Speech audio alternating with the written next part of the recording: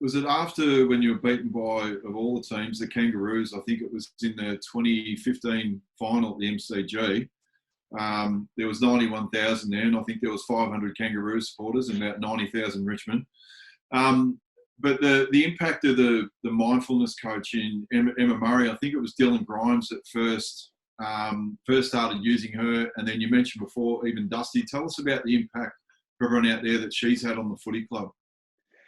Yeah, she's had an extremely large impact, and I think Dylan Grimes is probably the person that should be credited more than anyone for the fact of getting her along to the group. And look, 2016, she actually did a little bit of work with some guys here and there, but 2017 was probably the year that she really ramped things up and opened the eyes of a lot of players and especially influential people around the club to how big a tool and how much of a strength mindfulness can be. And I suppose you've got to look at the way we've performed in big games. Probably the two best games we've nearly played over the last 3-year period have been the two grand finals, and we've been prepared really well for that from a mental aspect. So it's just become naturally a part of all our training. We focus on our footy skills, we focus on our fitness, we focus on our strength, and then we focus on our mind. So, but some key buy-in from certainly influential people like Dustin has opened the eyes to probably a lot of young guys that may have seen the mental side of the game as just gritting it and bearing it and thinking that there's one way to go about things rather than thinking from a different aspect to opening their eyes for that. So Dustin's been crucial in that aspect too. Do you think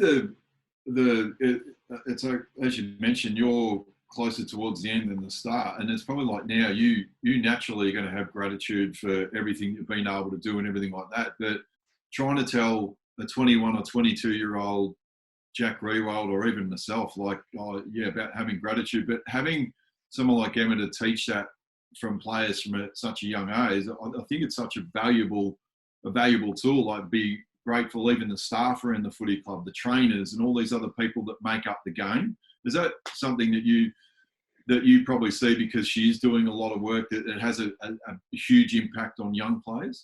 Yeah, look, I think the gratitude piece is probably a little bit more from the players rather than Emma. That's guys like Dave Asprey, Dylan Grimes, really pushing the fact that and sorry, Trent as well, really pushing the fact that this is a really important part of the fabric of our football club.